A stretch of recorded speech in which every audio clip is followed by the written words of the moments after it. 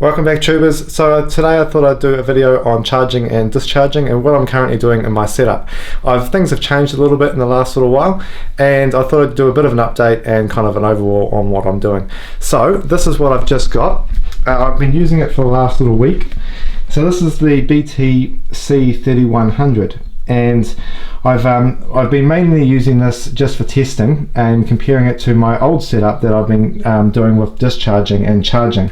So what I'll quickly do is I'll just quickly show you what the update on my charging setup. So this is how the chargers are looking. So I've added another 8 in here, so now I've got 22. This is ample or enough for me to be able to process at least 3 batches of these a day, or at least maybe a minimum of 2. And that way I put some in the morning and later in the afternoon, and sometimes if I'm home during the day I'll put another set in. Obviously it takes a few hours to charge. I'm not running these at night time because I'm testing the Powerwall, and I don't really want the power to go from the Powerwall to here and then cells to be, if there is a few dead cells, I don't really want the cells just sitting here getting warm when technically when I could just do it for free the next day under solar. So this is working really well. I've got enough of these. I thought I really didn't need to have 22, but to be honest, having more of these the better, and they're cheap enough. You can just buy them in large quantities anyway. These they've been working fantastically. No issues apart from accidentally putting the cell in the wrong way and end up blowing these straight away.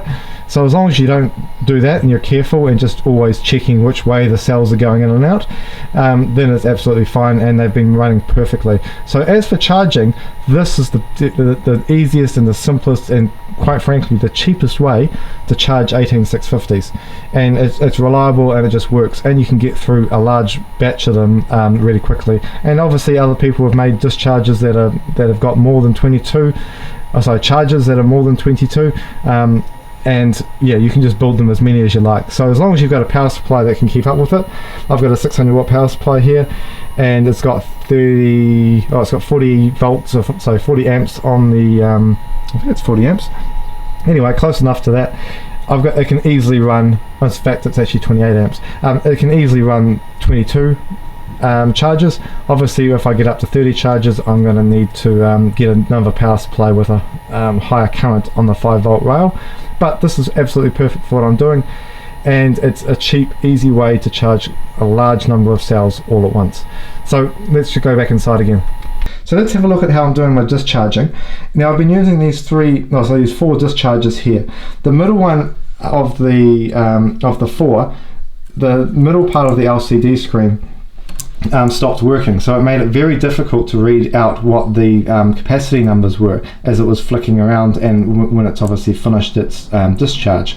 So what I ended up doing is I had a bigger unit that I thought I'd try and have a go at and seeing if I could fit it in there, and total fail. So I'm either going to need to buy exact one of these, or I'm going to need to maybe put it on or extend it out and try and figure out which wires I didn't connect up properly to fix this unit. However, I do have another couple of these on the way because I managed to find them really quite cheap. I normally paid $11 for these, but I found them for $6 something, and it was just kind of a one-off thing that I saw, so I grabbed 2 of them. So I will eventually have obviously these ones here back working again, and obviously another one here.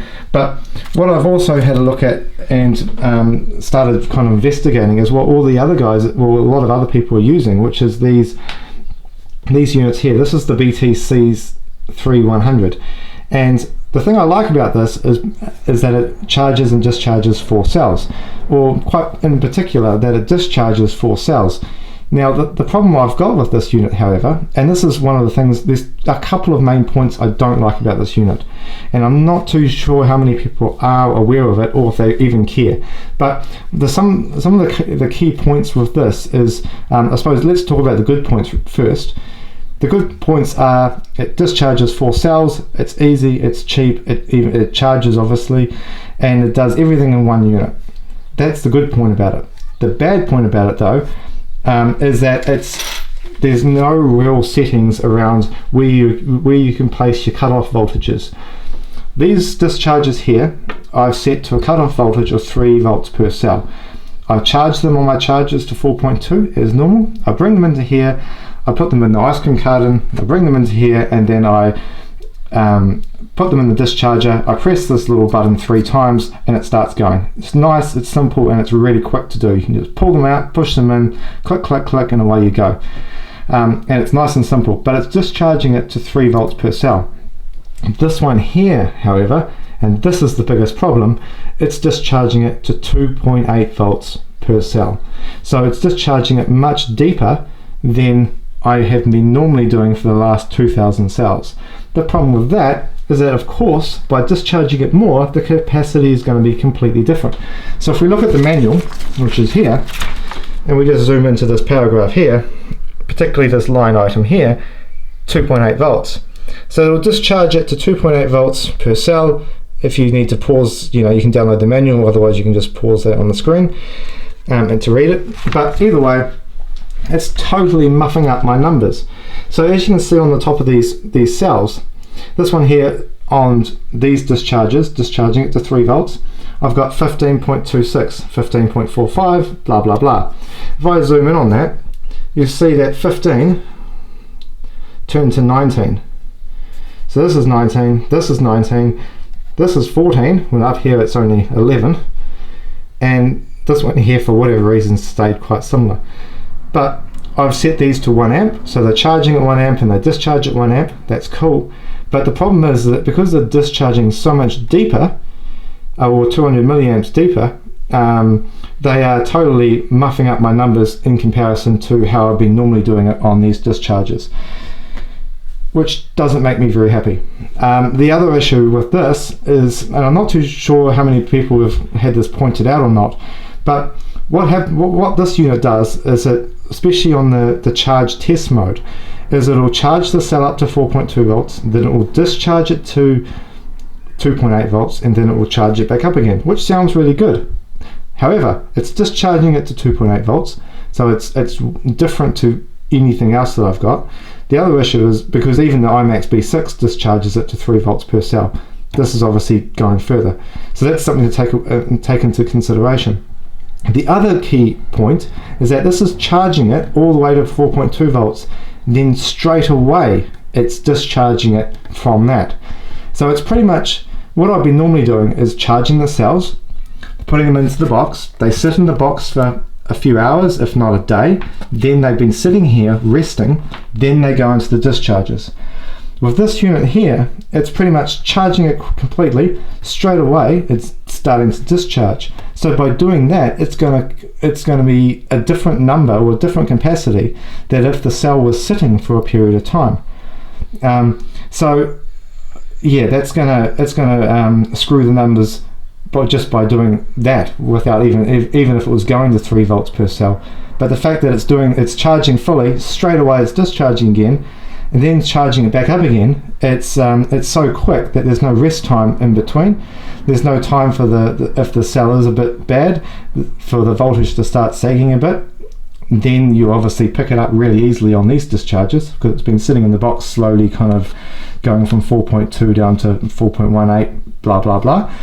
This unit here is never going to pick that up because it's just such a quick process between charge and then straight away discharging. So would I recommend this unit? No. I would recommend what I was doing before. Now I've processed 2,000 cells, if not more, 3,000 and something cells now, and having the charging 22 cells and then discharging and putting them in the box and then going through them with your dischargers, whatever you use. These ones here work really well and I'm really happy with them. Now this one here, the other point is that this one doesn't beep. Now I actually thought that the beeping part, if you watched my earlier video, would be annoying. However, it's actually quite handy because that means you know when it's ready to take off. You know when to replace the cell, and if it's beeping too loud, you just put some hot glue over it. However, with this one here, as you can see here, it's saying it's finished. However, if I was out of the room, I would never know that this thing's finished. And it's not until I walk over here and realize, oh, it's actually done, when I could have replaced these cells with other ones much sooner, had I known. But there's no beeping, and I don't really see any way of turning on any beeping. And by default, I would have expected beeping to be on if there was beeping. So actually not having something that beeps to let you know it's finished is quite annoying. Please let me know if this can beep, because that would actually be handy. Even if it was just a single beep, it doesn't really matter. But that's something that was quite small, but I found it really beneficial with these dischargers here. These ones they don't shut up. Once you take the cell out, it just beeps forever. However, which is a bit annoying. However, it lets you know that the cell's done and you can put another one on it. So yeah, to be honest, if I was only using these, yeah, maybe, but it's such a long process using this, even charging at 1 amp, then discharging it, then it charges back up again, and this whole process takes such a long time. It pretty much takes 7 or 8 hours to go through the whole procedure. With this, it just seems to take so much longer than just going through processing cells. I can do 22 at once, throw them all in here, throw the next batch in, and just do this. So yeah, that's my thoughts on this. Correct me if I'm wrong with any of these different things, but I really find and I really feel that the charging all the way up and then discharging it at 1 amp straight after a charge is not a good idea. The cell actually gets quite warm by charging it, discharging it, and charging it back up again. It stays quite warm by doing all that.